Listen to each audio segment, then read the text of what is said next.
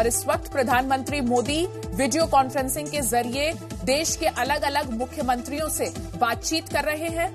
ये तस्वीरें आपको दिखा रहे हैं उस वीडियो कॉन्फ्रेंसिंग की, जिसमें महाराष्ट्र में बढ़ते कोरोना संक्रमण से लेकर तमाम और राज्यों में कोरोना संक्रमण की जो स्थिति है उसे लेकर प्रधानमंत्री मोदी देश के अलग अलग मुख्यमंत्रियों से चर्चा कर रहे हैं वीडियो कॉन्फ्रेंस के जरिए।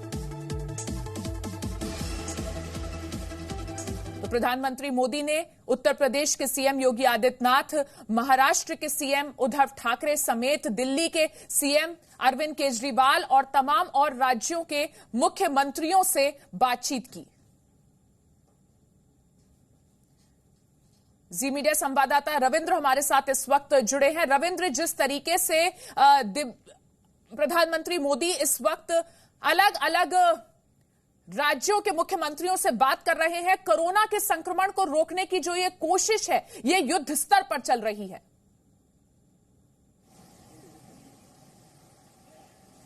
बिल्कुल, आप देखिए कि जब से प्रधानमंत्री ने देश में लॉकडाउन की घोषणा की थी उसके अच्छे नतीजे भी मिल रहे थे और जो उसके आंकड़े हैं, पूरे विश्व के आंकड़े और भारत के जो आंकड़े हैं उसमें आप देखिए तो समझ में आता है कि कितनी कड़ाई से उसका पालन भी हो रहा था, लोग भी कर रहे थे।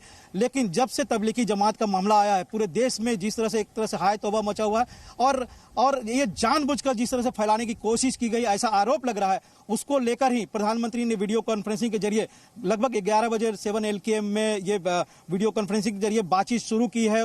चाहे योगी आदित्यनाथ हो, उद्धव ठाकरे हो, नीतीश कुमार हो, अरविंद केजरीवाल हो, सभी राज्यों के मुख्यमंत्रियों से उनकी बातचीत चल रही है। इस मौके पर गृह मंत्री अमित शाह भी हैं, रक्षा मंत्री राजनाथ सिंह भी हैं, क्योंकि जो GOM बना हुआ है, एक हाई लेवल जो कमेटी बनी हुई है राजनाथ सिंह के घर पर हर रोज बैठक होती है, उसमें लगभग 10 से ज्यादा मंत्री होते हैं इससे संबंधित।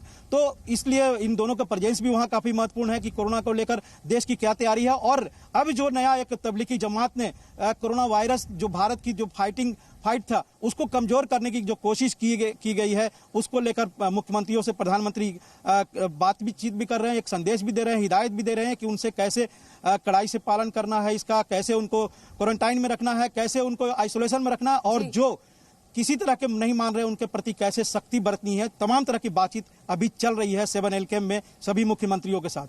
रविंद्र, जिस तरीके से ये 21 दिन के लॉकडाउन को लागू किया गया और सरकार ने ये साफ कर दिया कि आपकी 99% कोशिश 1% गलती की वजह से खराब हो सकती है, और वही हम देख रहे हैं पिछले 2 दिनों से दिल्ली में। बिल्कुल, ये दिल्ली में ही नहीं बल्कि देश के अलग अलग हिस्सों से जो तस्वीर आ रही है उसको देख के भी लगता है। और जो एक आंकड़ा है, अगर देखा जाए तो 1000 जो कोरोना पॉजिटिव पाए गए थे लगभग 8 हफ्ते में पाए गए और उसके बाद लगभग 2000 के पास जो पहुंचा है आंकड़ा, ये कितने दिनों में, 1 सप्ताह के अंदर ही पहुंचा। ये सिर्फ और सिर्फ तबलीगी जमात और हमारी आपकी जो लापरवाही है, देश के कुछ लोगों की जो लापरवाही है उसके कारण से। लेकिन सबसे बड़ा अगर इसमें भयावह स्थिति पैदा किया है तो जाहिर तौर पर तबलीगी जमात के लोगों ने किया है, जानबूझ के किया है और उसके प्रति जो कड़ाई बरतनी चाहिए और वो सरकार तो बरत रही है, लेकिन इससे कम्युनिटी स्प्रेड न करे, ये सबसे बड़ी समस्या है भारत सरकार के लिए भी और राज्यों की सरकार के लिए भी। और यही वजह है कि जो वीडियो कॉन्फ्रेंसिंग के जरिए जो बातचीत चल रही है अभी, उसमें सारा मुख्य जोर यही दिया गया है कि ढूंढ कर निकाला जाए, चाहे घर में हो, मदरसे में हो, जहां भी हो तबलीगी जमात के लोग हो, देश के किसी भी कोने में हो, किसी भी राज्य में हो, उनको आप ढूंढ के निकालिए, उनको आइसोलेट करिए, उनको क्वारंटाइन में रखिए और जो भी अगर नहीं मान रहा है उसके प्रति सख्ती बरतनी होगी तो बरता जाए। तो जाहिर तौर पर आगे ये कम्युनिटी में न फैले, भयावह रूप न ले, एक महामारी का रूप न ले, यह सरकार की सबसे बड़ी चिंता है। और 21 दिन का लॉकडाउन भी आप देखिए तो 14 तारीख को खत्म हो रहा है, उसके पहले सरकार की भी ये कोशिश है कि भारत में इसको लेकर स्थिति मजबूत हो, लोगों में ना फैले, लोगों में डर भी ना हो, अफवाह भी ना हो और लोगों में ये फैले भी नहीं। लेकिन सब कुछ अगर पलीता लगाने का काम किया है तो ये तबलीगी जमात के, और यही वजह है कि चिंता प्रधानमंत्री को भी है, सभी मुख्यमंत्रियों को भी है और देश को भी यही चिंता है कि ये कहां तक लेकर जाएगा, क्योंकि ट्रेन से गए हैं, बस से गए हैं और किनको फैलाए हैं ये कोई भी अभी तक ठीक से डाटा नहीं आया है, चाहे रेलवे हो या फिर राज्यों के पास। इसलिए सबसे बड़ी चिंता है कि ये कहां गए, किनको फैलाए, कौन कौन लोग इनके संपर्क में है, उन सबको क्वारंटाइन करना एक तरह से एक बहुत बड़ी एक काम है, चुनौती भी है सभी राज्य सरकार के लिए। खासकर अगर देखा जाए तो दिल्ली, यूपी जैसे जो राज्य है, बिहार जैसे राज्य है, केरल जैसे राज्य है, उनके लिए। जी, बहुत बहुत शुक्रिया रविंद्र आपका इस पूरी जानकारी के लिए। तो अपने दर्शकों को एक बार फिर से बता दें कि प्रधानमंत्री मोदी इस वक्त वीडियो कॉन्फ्रेंसिंग के जरिए देश के अलग अलग राज्यों के मुख्यमंत्रियों से कोरोना को लेकर चर्चा कर रहे हैं, बातचीत कर रहे हैं। जिस तरीके से दिल्ली के निजामुद्दीन में तबलीग जमात की वजह से कोरोना का संक्रमण देश के अलग अलग राज्यों में बढ़ा है, उसे लेकर सरकार के सामने अब एक बहुत बड़ी चुनौती है और इसी चुनौती से युद्ध स्तर पर निपटने की कोशिश प्रधानमंत्री मोदी की। प्रधानमंत्री मोदी जो लगातार कह रहे हैं कि 21 दिन के इस लॉकडाउन को बहुत सीरियसली लेना है और अब ये कम्युनिटी स्प्रेड ना हो कोरोना के मामले हिंदुस्तान में, उसी को लेकर लगातार कोशिश की जा रही है। तो देश भर में कोरोना को फैलने से रोकने की कोशिश चल रही है, लेकिन कोरोना फैलाने का आरोपी मौलाना साद फरार है और उसके जमाती जगह जगह लॉकडाउन के निर्देशों का विरोध कर रहे हैं। जमात के भड़काऊ भाईजान कैसे कैसे लॉकडाउन के नियमों की धज्जियां उड़ाने की कोशिश कर रहे हैं, ये हम आपको दिखाएंगे। उससे पहले आप ये जान लीजिए कि भारत में अब तक कोरोना संक्रमण के जो पीड़ित हैं उनका आंकड़ा कहां पहुंच गया है। देश में कोरोना मरीजों की संख्या 2000 को अब छूने वाली है और ये एक लगातार चिंता की बात है। आपको हम ये दिखा रहे हैं कि किस तरीके से संक्रमित मरीज 335 हैं, कुल मौत 13 हो चुकी हैं और जो ठीक लोग हुए हैं उनका आंकड़ा 42 है। ये आपको महाराष्ट्र का हम आंकड़ा दिखा रहे हैं इस वक्त और उसके बाद उत्तर प्रदेश का आंकड़ा आप देखिए, संक्रमित मरीज 113, कुल मौत 2 हो चुकी हैं उत्तर प्रदेश में, जबकि 14 लोग कोरोना संक्रमण से ठीक हो चुके हैं। मध्य प्रदेश में संक्रमित मरीजों की संख्या 99 पहुंच गई है, कुल मौत 6 हो चुकी हैं। अभी तक संक्रमण बरकरार है, लेकिन कुछ लोगों में क्योंकि 0 ही लोग हैं जो अभी पूरी तरह से ठीक हो पाए हैं।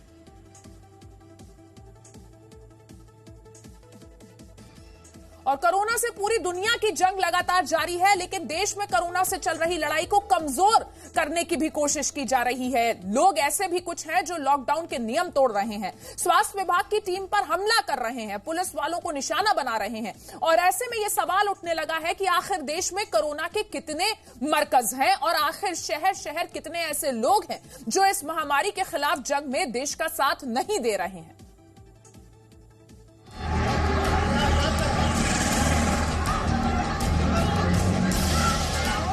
ये पत्थर देश के खिलाफ है, ये हंगामा कोरोना के खिलाफ जंग को कमजोर करने वाला है। आ रहा है बार-बार ये लोग। कुछ लोगों की लापरवाही हिंदुस्तान पर भारी पड़ रही है, लेकिन कुछ लोगों ने जैसे फैसला कर लिया है कि पत्थर बरसाएंगे और महामारी फैलाएंगे। ये तस्वीर इंदौर की है, जहां सिलावटपुरा इलाके में डॉक्टरों की टीम स्क्रीनिंग के लिए पहुंची तो कुछ लोगों ने हंगामा खड़ा कर दिया।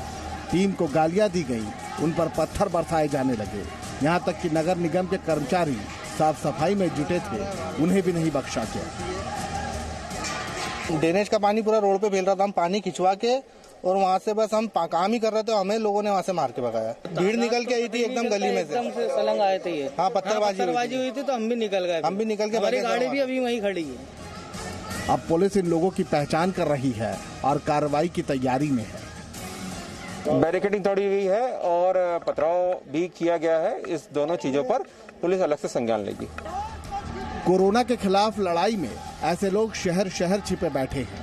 मध्य प्रदेश से लेकर बिहार तक कई जगहों पर पुलिस और स्वास्थ्य विभाग की टीम पर हमला किया गया। मुंगेर के हजरतगंज वाड़ा गली नंबर 15 में कोरोना संदिग्धों को आइसोलेशन सेंटर तक लाने गई टीम पर कुछ लोगों ने हमला किया। मौके पर पहुंची कासिम बाजार थाना की टीम को भी निशाना बनाया गया। उनकी गाड़ी का शीशा तोड़ दिया गया। पुलिस वाले बाल बाल बचे।